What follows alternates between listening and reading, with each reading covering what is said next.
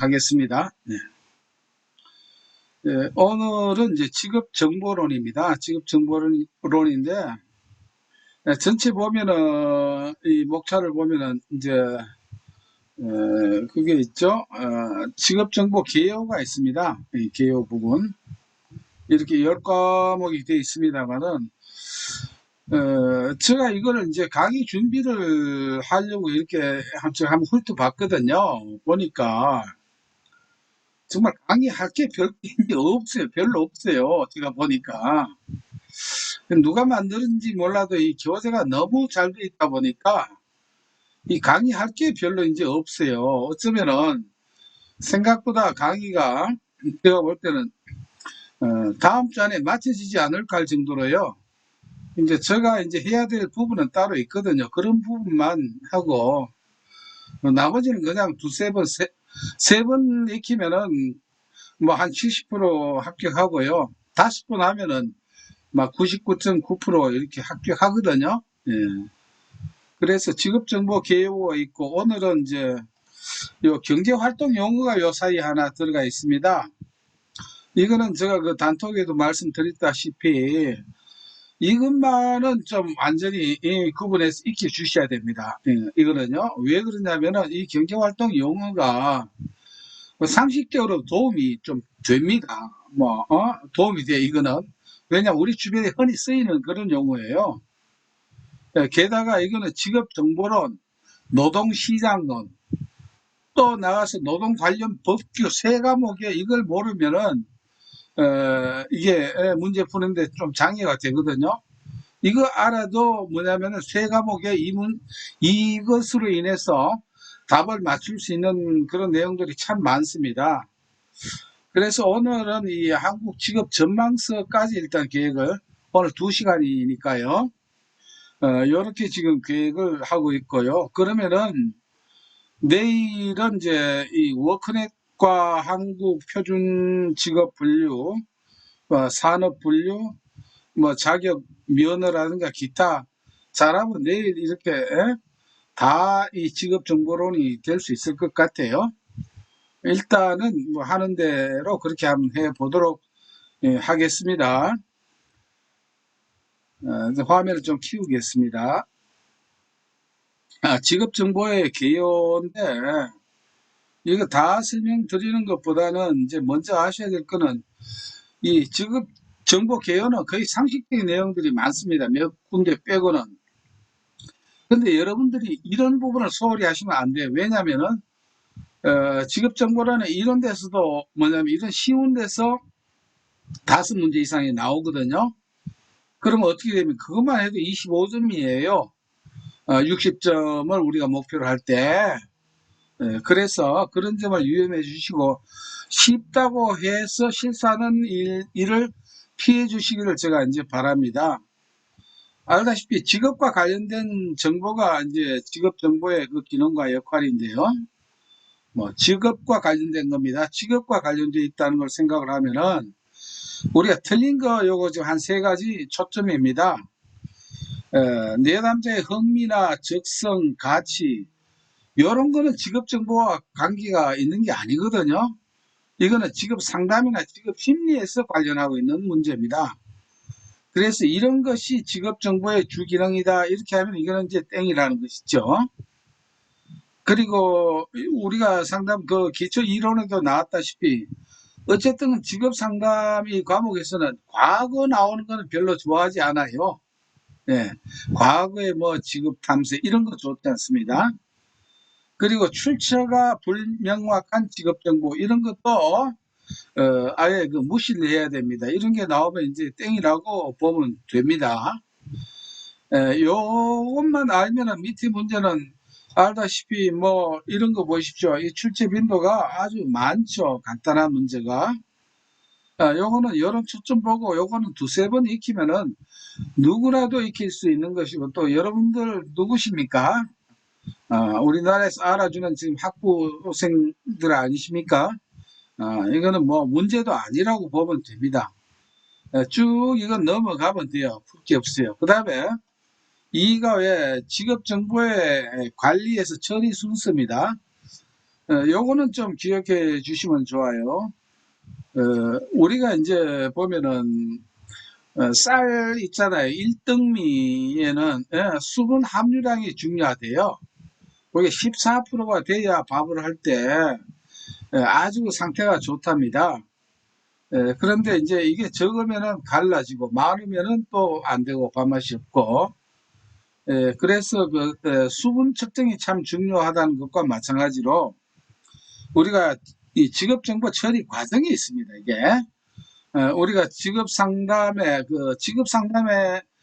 과정은 5개 있죠. 관진 목계평이라고 있죠. 마찬가지로 직업 정보도 처리 과정이 있습니다. 그 6개가. 그러니까 수집, 분석, 가공, 체계화, 제공, 축적이 보통 들어갈 때도 있고 이렇게 들어가면 7개예요. 근데 이런 걸 가끔 넣을 때도 있으니까 무시를 하시고 일단 평가 이렇게 해서 6개입니다. 그래서 수분과 체제를 평가한다라고 해서 수분과 체제평 이렇게 익혀 놓으시면은 초도로 도움이 될 것 같아요.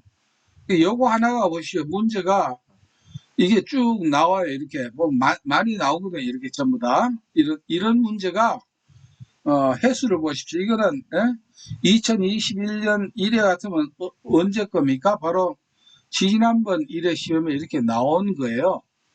그러니까 수분과 체제평만 알아도 이렇게 이제 쉽게 알 수 있고요. 그 다음 3가로 넘어가겠습니다.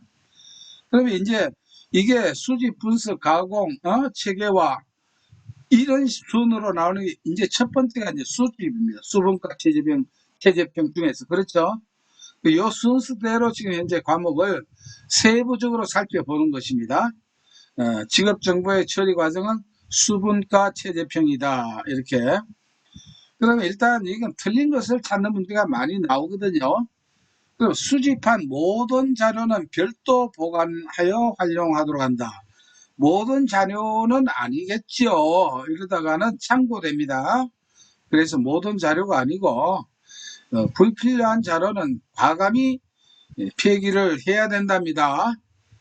그리고 내용 분석법을 통해 직업 정보를 수집할 때 정보 제공자의 반응성이 높다 하는데 내용 가지고는 반응성이 이렇게 알 수가 없죠. 무슨 내용 같으면 자료가 어떻게 반응을 보이는 건 아니지 않습니까?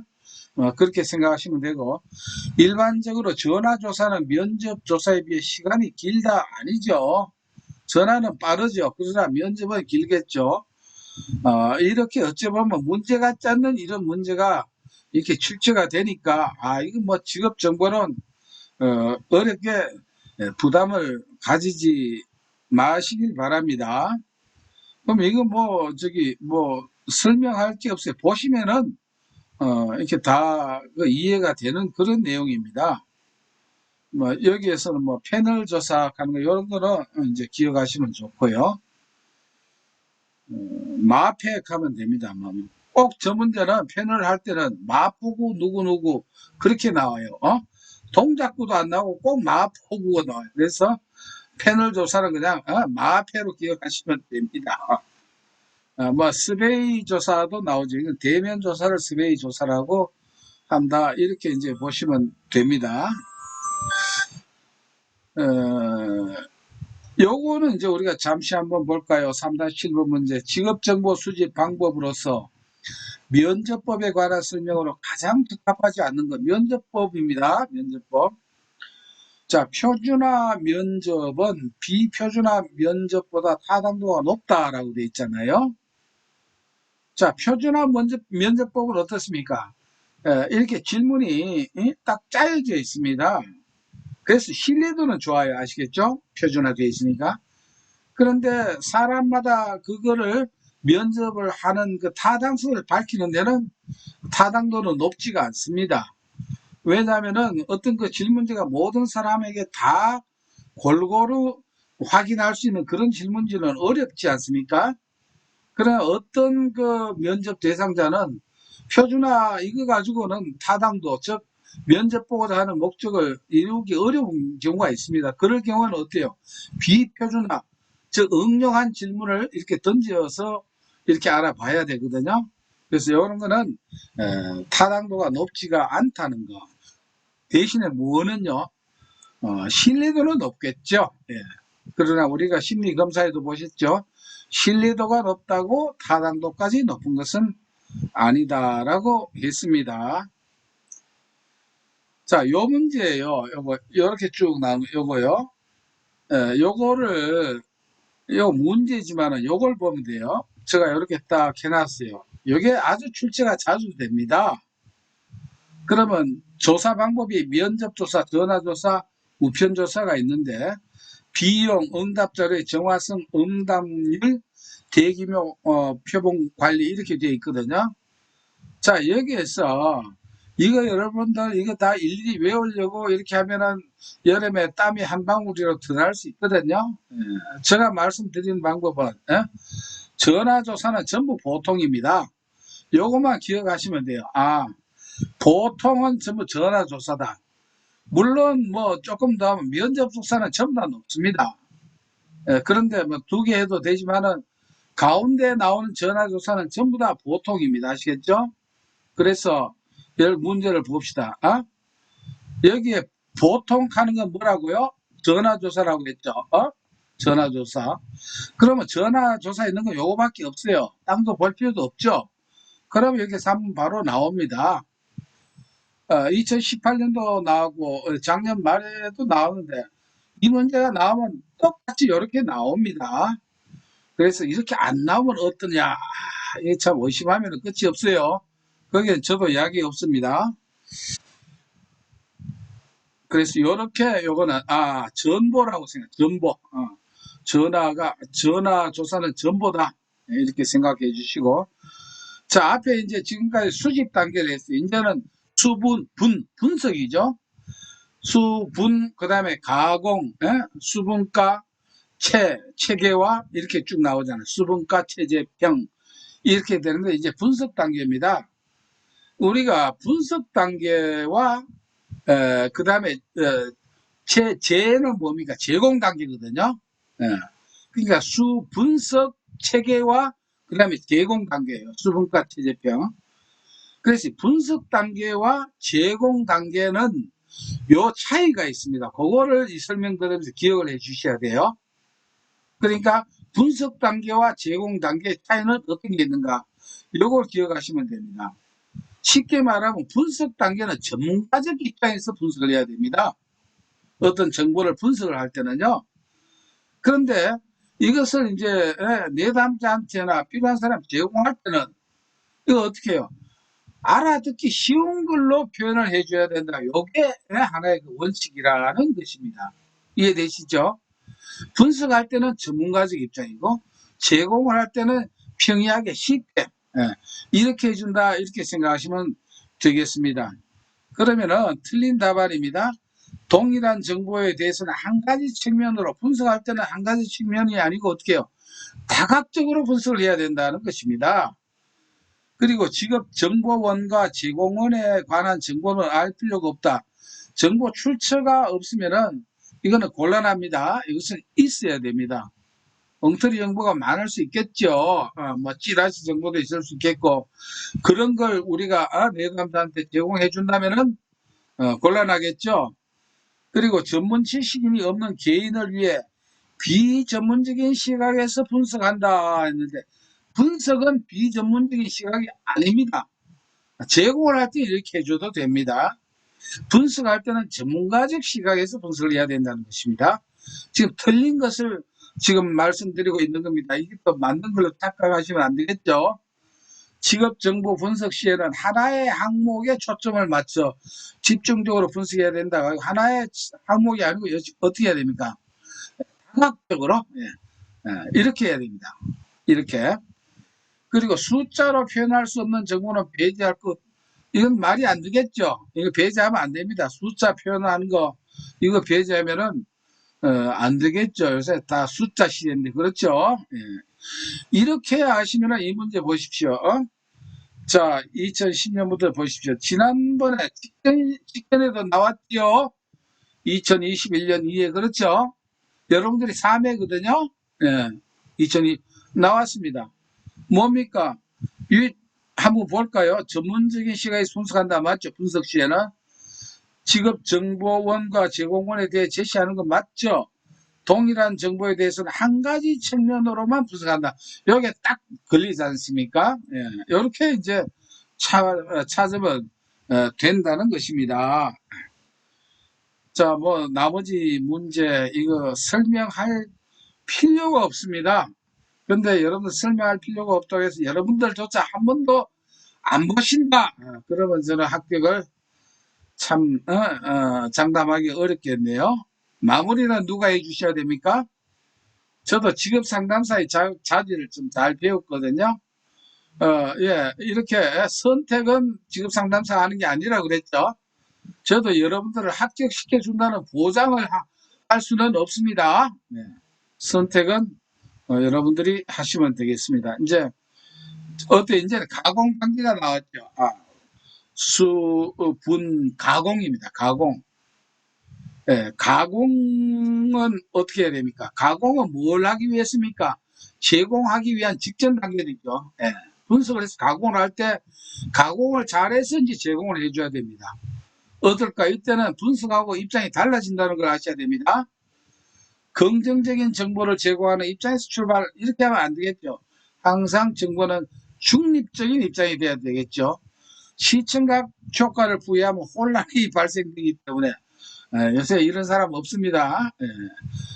좀 귀찮더라도 이렇게 하면 할수록 도움이 되겠죠. 직업은 전문적인 것이므로 가능하면 전문적인 용어를 사용하여 가공한다. 이게 바로 분석 단계와의 차이가 되겠습니다.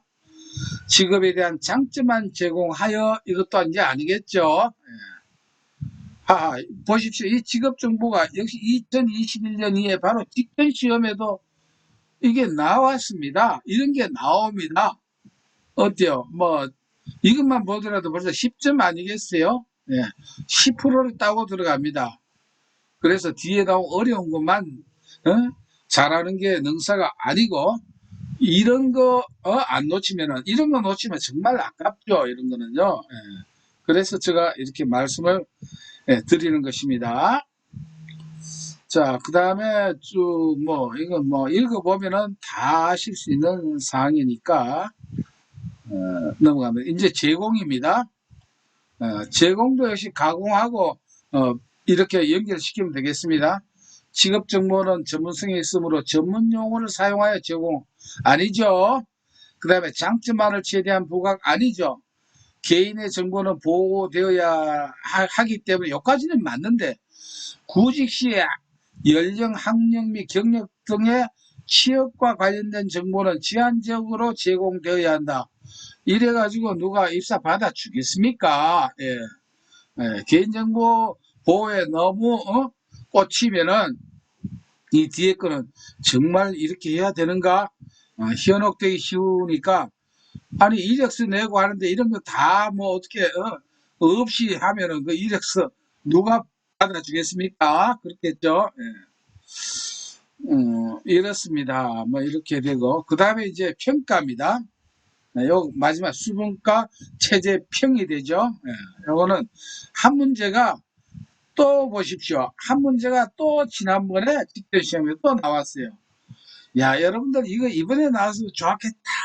너무 아쉬워하지 마십시오. 이 나왔던 게 쉬운 게 또 나옵니다. 얼마나 비싼 정보인가 이런 것이 돼서는 안 되겠죠. 자, 이번에 이제 정보 중에서 민간 직업 정보가 있고 공공 직업 정보가 있습니다. 이게 어려운 게 아닌데도 보십시오. 30회나 출제가 되었습니다. 그러면 보십시다. 요거는 2차 실기에도 나오거든요. 이렇게 출제됩니다. 세 가지 보통 차이점 이렇게 해도 되거든요. 그러면은 민간 정보의 속성이 있고 직업의 분류 구분이 있고 조사 범위가 있고 비용이 있습니다. 자, 일단 비용은 민간 직업 정보는 유료, 공공 직업 정보는 무료입니다. 여러분 워크넷 가서 정보 보는데 돈 내고 보는 것도 아니죠. 그러나 일반 민간 정보는 돈을 내야 됩니다. 그래야 운영이 되겠죠. 정보 제공의 속성은 민간 기업 정보는 작은 일 한두 사람이 하거나 얼마 소단위에서 하다 보니까 어, 속성이 한시적이겠죠. 그러나 공공직업 정보는 공공복리를 위하기 때문에 지속적입니다. 직업 분류는 생산자의 이 자율성입니다. 그러니까 뭔가 인기 있다 싶은 그런 정보 위주로 또 주관적입니다. 그러나 공공직업 정보는 객관성이죠. 조사 범위도 제한되겠죠. 그러나 공공직업 정보는 포괄적입니다. 그러면은 머리 좋으신 분은 이것도 외우고 이것도 외우고 하겠죠. 예, 우리 머리가 안 좋다고 인정을 하는 게 더 나아요. 하나만 외우면 됩니다. 그러면 나머지는 반대로 엮으면 되거든요. 예, 제한 자유 또는 자유 제한 이렇게 하면 됩니다. 여기 보면은 자율성, 유료, 제한적, 한시적 이렇게 돼 있죠. 예, 제한 자유나 자유 제한이나 여러분들 마음에 드는 대로 한쪽만 외우면 나머지는 절로 반대로 넣으면 되겠죠. 예, 요게 이제 키워드입니다. 그러면은 이것 쭉 보면은 뭐 이 뭐 더 볼 필요가 없어요. 이거 출제가 꽤 많이 돼요. 전부 다 이런 내용입니다. 요 내용 가지고 이렇게 풀이로 이렇게 해놓은 겁니다. 이렇게. 그러니까 여기 하나도 어려운 게 없습니다. 예. 민간 직업 정보가 자유 제한이다. 이렇게 알면은 그 다음에 공공 직업 정보 나오면은 어떻게 된다. 이렇게 되면 되거든요.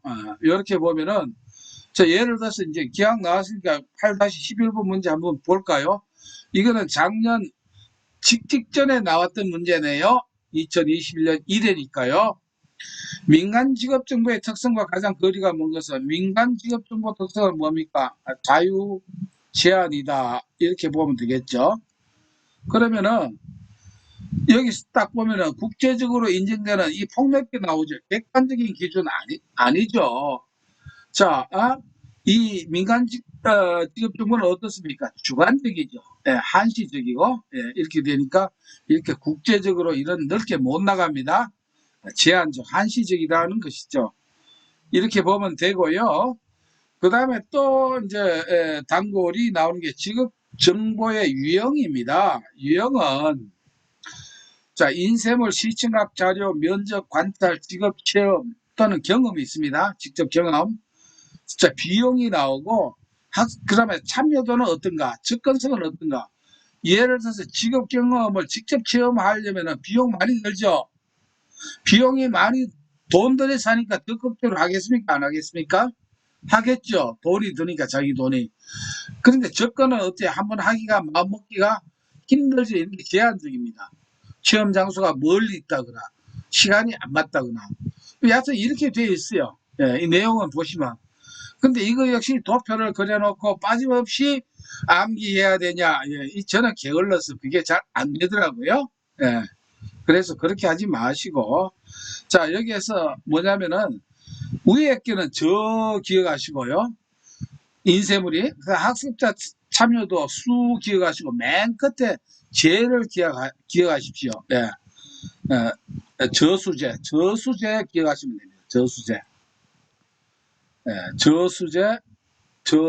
저수제입니다. 이 가운데 이거 다 무시해도 좋다 이겁니다. 아시겠죠? 예. 인쇄물은 비용이 저렴하고 학습자 참여도는 돈이 별로 안 들면 보통 수동적입니다. 접근성은 그 다음에 직업 체험은 접근성이 제한적이다. 자, 저수제가 어느 정도 잘 먹히는가 한번 확인해 볼까요? 예, 여기도 보면 아주 저수제죠. 이렇게 저수제. 자, 기억에 수 있는 게 어느 겁니까? 기억에 수 있는 게 요거 두 개죠. 그 다음에 끝에 제가 있는 게 어느 겁니까? 이렇게 돼 있죠. 그렇죠? 저수제 하면 이 문제가 이 풀립니다. 그렇지 않으면 이 생각하면 답이 나옵니다. 시청학 자료가 뭐 이렇게 쭉 하면 나오는데 그거 한참 머리 이렇게 굴릴 필요가 있겠나 싶어요. 자, 저수제로서 이게 해결이 됩니다. 자, 이것도 한번 볼까요? 이것도 여기는 뭐라고 했습니까? 저라고 했죠. 예, 수는 나와있고, 여기 뭡니까? 제죠. 그 다음에 A에 저 나와 있는 거, 요 두 개고, 끝에 제 나와 있는 요거네. 그렇죠? 네, 저수제 이렇게 하면 돼요. 그러면은 뭐다? 3번이 답이다. 이렇게 나옵니다. 뭐 이것도 마찬가지예요. 똑같이 마찬가지로. 이렇게 자주 나옵니다. 이런 게 저수제. 또 나오네요. 그렇죠? 이렇게 나옵니다. 뭐, 자, 이제는 설문지로 넘어가겠습니다. 설문지라고도 하고, 그 다음에 우리가 질문지라고도 하죠. 설문지, 질문지라고 합니다. 진도 참 잘 나가네요. 근데 사실상 가운데 거요. 제가 할 필요가 없는 거기 때문에 그렇습니다. 그러나 여러분들이 뭔가 너무 이거는 낯설어서 처음이라서 이해가 필요한 부분은 알다시피 심리검사 이런 경우에는 어떡합니까? 제가 있는 한 최대한 합격할 만한 그런 내용으로 그렇게 하고 있거든요. 예. 자, 설문지, 질문지 다 우리가 아는 거지만은 문제를 위해서 한번 틀린 답안을 통해서 우리가 이 문제 초점을 다 우리 한번 익혀봅시다. 개방형 질문입니다. 개방형 질문. 예, 아니오가 아닌 자기 의사를 표현하도록 하는 이런 거죠. 응답, 개방형 질문인 경우에는 응답 내용을 해석하고 요약하여 기록해야 된다. 여러분들 요거 좀 혼돈이 될 수 있겠어요. 이게 왜 틀렸을까? 네, 틀렸습니다. 해석 요약을 하면 안 됩니다. 그 사람이 말하는 그대로 사실대로만 어떻게 해요? 적으면 됩니다. 아시겠죠? 예. 질문자가 그걸 해석하고 요약하는 게 아니에요. 그걸 모아서 나중에 평가하는 사람이 그렇게 하는 거예요. 아시겠죠? 예. 이거를 질문자가 해석하고 요약하는 게 아니라는 것. 그 다음에 신뢰도 측정을 위해 짝으로 된 문항들을 함께 배치한다. 이거는 뭐 쉽게 이해되죠. 비슷한 어떤 질문을 함께 배치하면은 이게 안 되죠. 이런 거는 우리가 신뢰도 측정을 위한 방법, 반분 신뢰도 가는 게 있었죠. 전기장난 했죠. 전으로 한다든가, 기후로 나눈다, 홀짝으로 나눈다든가, 그 다음에 짝진 임의 배치법에서 바로 여기에 짝된 문항을 모아서 그거는 따로 이렇게 분리해가지고 반분 신뢰도를 한다. 이런 게 있다 했었습니까? 이런 거는 함께 배치하면 안 됩니다. 그래가지고는. 그리고 폐쇄형 질문의 응답 범주는 상호 배타적이지 않아야 한다라고 합니다. 배타적이라야 한다 이 말이에요. 배타적이라고 하는 건 뭐냐면은 이 응답 범주가 뭔가 똑같은 걸 요구하는 게 아니고 1번하고 2번 문제 답변이 서로 다른 쪽이 나오는 쪽으로 해야 된다 이 말이에요. 이게 상호 배타적이라야 된다는 겁니다. 1번도 같은 답이 나오게 하고 2번도 같은 답이 나오는 이런 거는 어때요? 질문지의 그 구성이 좋지가 않다는 겁니다. 그리고 응답률을 높이기 위해 민감한 질문을 앞에 배치한다 아니겠죠? 이러면 초장에 질문지 찢어버리고 나가버립니다. 특수한 것을 먼저 묻는 것도 마찬가지입니다. 뭐 이거는 상식적으로 생각하시면 역시 쭉쭉쭉 나갑니다. 너무 빨리 나가네요. 뭐 요거 한번 볼까요? 쉽다시 빨간 거는 그래도 조금 어렵다고 여기서 제가 빨간 게 있습니다. 하나도 없이 넘어가니까. 자, 다음 중 면접을 통한 직업정보 수집시 개방형 질문입니다. 개방형 질문을 이용하기에 적합하지 못한 경우입니다. 자, 응답자에 대한 사전 지식의 부족으로 응답을 예측할 수 없는 경우입니다. 전혀 모를 때, 이럴 때는 어떻게 해야 됩니까? 전혀 모를 때는 자유롭게 이렇게 응답할 수 있도록 이렇게 하는 게 좋습니다. 특정 행동에 대한 동기 조성과 같은 깊이 있는 내용을 다루자고 할 때 이렇게 해야 되겠죠. 예. 예스, 노만 이렇게 묻는 거는 이런 게 우리가 알 수 없죠. 숙련된 전문 면접자보다 자원봉사자에 의존하여 면접을 실시하는 경우 이렇게 나오거든요. 자, 요거 한번 보십시오. 자, 자원봉사자 같은 경우는 이 면접 그 기술이 어때요? 높지가 않죠. 그런 사람한테 어때요? 개방형 질문을 이렇게 하라고 하면은 이건 뭐 중요한 질문에 어제 뭐 하고 놀았니 이렇게 이런 거나 나오고 이렇게 버리면은 어떤 그 면접의 질문의 취지를 우리가 이룰 수 없다 이 뜻입니다. 응답자들의 지식 수준이 높아 면접자의 도움 없이 독자적으로 응답할 수 있는 경우, 이런 경우는 개방형 질문해야 되겠죠. 이런 사람에게 yes, no로 이렇게 답하는 이런 거 하면은 곤란하다 이것입니다. 자, 오늘의 하이라이트, 자, 경제활동 용어입니다. 미리 이제 요거는 출력을 한 페이지로 따로 이렇게 복사해가지고 한 페이지 나오도록 해서 하면 좋습니다. 자, 이 중요성을 제가 말씀을 드리겠습니다. 우리가 경제활동인구 분류표는 계산에도 이제 아주 필수적입니다. 우리가 계산할 때 이걸 사용하면 쉬워요. 그렇지 않으면 계산이 에러가 나올 경우가 아주 많습니다. 그러면 일단 정체를 한번 말씀드릴게요. 우리가 총인구입니다. 우리나라 총인구가 있어요. 여기에서 총인구를 일단 둘로 나눴습니다. 생산 가능 인구와 비생산 인구로 나눴습니다. 그 기준은 15세 이상 만으로 봅니다. 15세 이상 인구는 생산 가능 인구라고 합니다. 그리고 15세 미만을 비생산 인구라고 합니다. 그럼 여기는 이제 뭐 더 이상 가지를 들 게 없죠. 여기는 끝났어요. 근데 생산 가능 인구에서 경제 활동 인구가 있고 비경제 활동 인구로 이렇게 나누어집니다. 자, 요게 이제 시험에 이제 여기서 본격적으로 나오는 거예요. 자, 경제 활동 인구는 실업자와 취업자로 나누어집니다. 그러니까 실업자도 경제 활동 인구라고 하는 것을 여러분들이 아셔야 된다는 겁니다.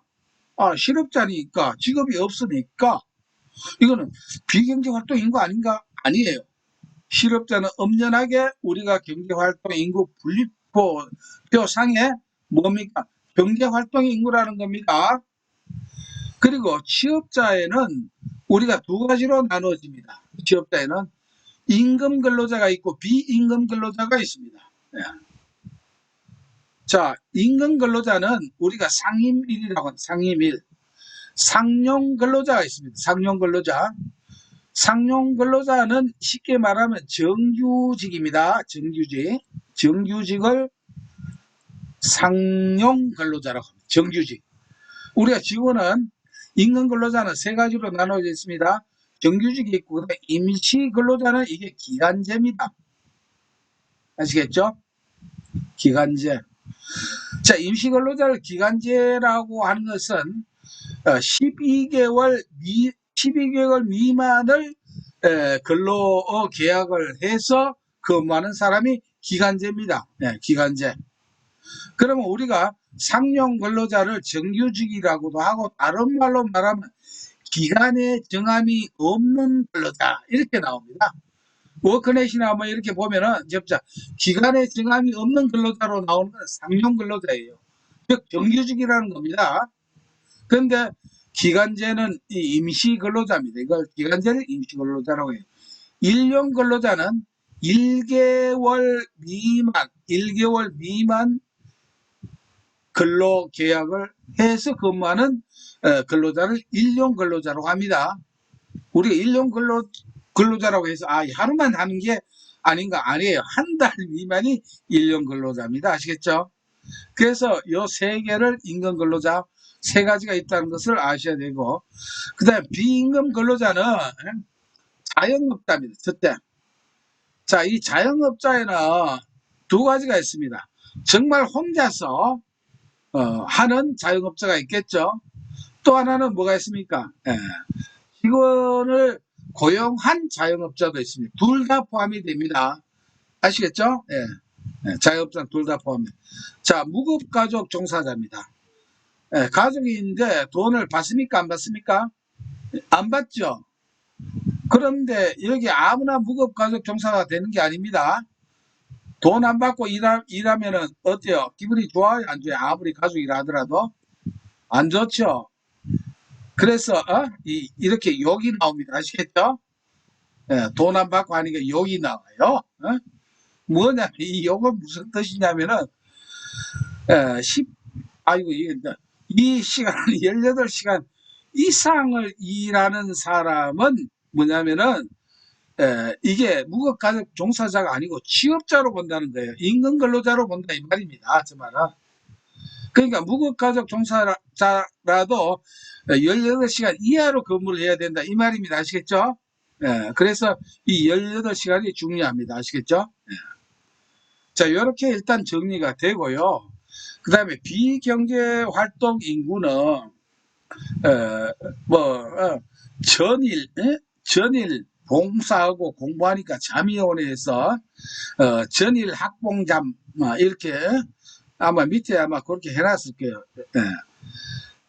학업 전념 학생은 비경제활동 인구입니다. 그 다음에 전업주부, 봉사활동 마찬가지고, 자, 일할 의사 없는 자입니다. 이게 뭐냐면 실업자와 일할 의사 없는 자 차이는 뭐냐면은 실업자의 정의에 나중에 가면 나오는데 일할 의사가 있는 사람이에요. 현재 직장에 안 다닌다 하더라도. 근데 비경제활동 인구는 아예 일할 의사조차 없는 사람이에요. 그리고 잠재 취업 가능자. 왜 앞으로 내 마음에 좋은 일이 있으면은, 마음에 딱 드는 일이 있으면 일하러 가겠다 하는 이런 사람을 우리가 잠재 취업 가능자라고 하는데, 이런 사람을 우리가 비경제 활동 인구라고 합니다. 그러면은 왜 우리가 중요하냐면, 예를 들어서 우리가 실업률을 구하시오 이렇게 나옵니다. 근데 문제는 어떻게 나오냐면은 취업자 예를 들어서 500명, 그 다음에 경제활동 인구가 예를 들어서 1,500명 이렇게 나옵니다. 이렇게 쭉 나와서 실업률을 구하라라고 하거든요. 실업자 수를 알아야 되잖아요. 실업자 수 안만 찾아도 문제 안 나와요. 어떻게 해야 됩니까? 이거 플러스 하는 게 경제활동 인구죠. 바꿔 말하면 경제활동 인구에서 취업자를 빼면 뭐가 됩니까? 실업자가 나온다는 거예요. 그래서 이 도표를 꼭 특히 이 부분요. 특히 경제활동 인구 부분은 확실하게 이걸 익혀야 됩니다. 어떤 경우에는 여급 몇 명 이렇게 나오고 여급 몇 명 이렇게 나오고 하나 나와서 취업자를 구하라 이렇게 나오거나 이렇게 됩니다. 아니면은 이 비생산 인구 내놓고 그 다음에 또 이렇게 해서 생산 가능 인구를 찾으라고 해요. 그러니까 퍼즐을 맞춰야 돼요. 이걸 알아야 퍼즐을 바로 맞출 수가 있겠죠. 이렇게 요거는 전부 맞추면 딱딱 그 숫자가 맞아 떨어져야 된다는 것이에요. 그래서 다시 한번 말씀드립니다만은 이 경제활동 인구 분류표는 이게 세 과목에 널리 단골로 나옵니다. 그래서 이걸 잘 기억해 주시면 좋겠고, 그 다음에 여기에서 제가 몇 가지 말씀 드려야 될 게 있어요. 자, 우리가 여기 보면 조사 대상 기간 하는 게 나오고 조사 시점이 나옵니다. 여기 아마 밑에 내가 설명을 해놨는데, 요거 보십시다. 조사 대상 주간과 조사 기간이 있습니다. 조사 기간 또는 조사 시점이라고 합니다. 자, 이거는 뭐냐면은, 이 개념을, 이거는 제가 설명을 드려야 되기 때문에 드리는 겁니다. 아무리 시간이 뭐 빨리 한다 하더라도, 뭐냐면, 한 달이 쭉 있습니다. 한 달이. 가운데 15일이 있습니다. 15일이. 15일은 반드시 있죠. 2월 달도 15일이 있습니다. 그러면은, 15일이 어느 요일이든 상관없이 15일이 여하튼 들어가 있는 한 주가 있습니다. 15일. 달려보면. 15일이 포함된 주가 있습니다. 그렇죠? 그 한 주. 요게 뭐냐 하면은 조사 대상 주간이라는 것이에요. 그리고 조사는 실상 이 다음에 한 주 동안 이걸 조사를 해요. 보통 뭐 바쁘면은 열흘도 걸릴 수 있겠지만 이게 조사 기간입니다. 조사. 요때가 조사를 해요.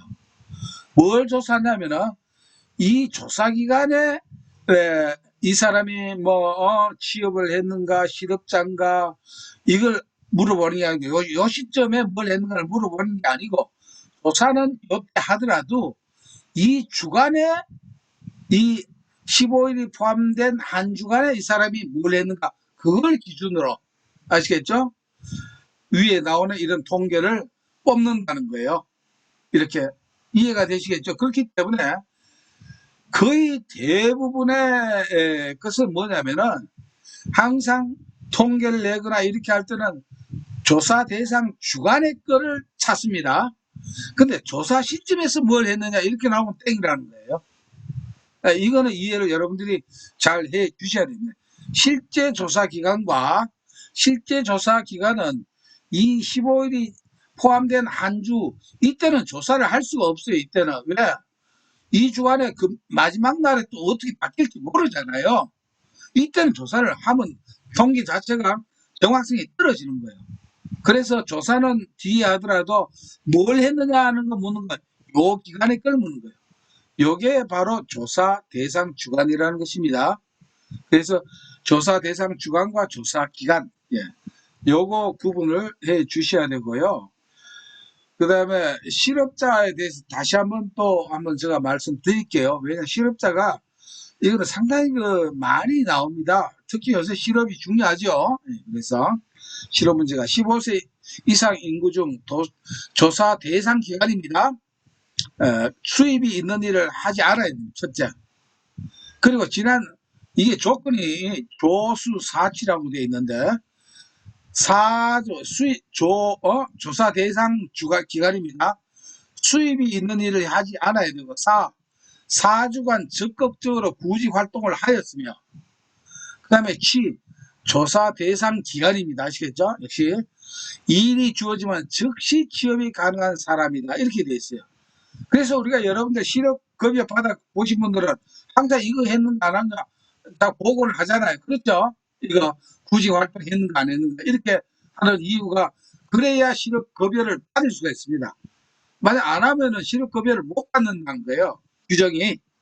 그래서 실업자의 정의를 우리가 아셔야 되겠고, 그 다음에 취업자 하는 것은 또 있습니다. 우리가 상인밀이 있다 하지만은, 즉, 상용 근로자, 임시 근로자, 일용 근로자가 있지만은, 취업자를 또 뭐라 보냐면, 조사 대상 주간적 수입을 목적으로 1시간이라도 일한 자는 취업자로 넣어줍니다. 통계상에. 조사 대상 주간에요. 한 달에 1시간이 아니고 조사 대상 주간에. 이렇게 1시간 이상 일하면은, 그러니까 알바도 뭐냐면 취업자가 된다는 것입니다. 학생이면서 알바를 했다. 그러면 취업자가 되는 거예요. 그 다음에 임금 근로자에 대해서는 제가 아까 설명을 넘어갔고, 비임금 근로자는 무사입니다. 즉, 다영업자와 무급가족 종사자, 무자, 이렇게 보면 되고요. 주당 18시간 미만 무보수로 일하는 사람이다. 가족 중에서 이게 무급가족 종사자가 됩니다. 자, 그러면 이제 여기에 대한 설명은 이제 됐거든요. 그래서 오늘 1교시는 제가 계획한 대로 일단 경제활동 인구 그 분류관계 요거 꼭 요거를 붙여서 완전히 여러분들 것이 되도록 해주기를 부탁드리면서 잠시 녹화를 위해서 한 1분, 2분 정도 쉬었다가 또 하겠습니다. 네.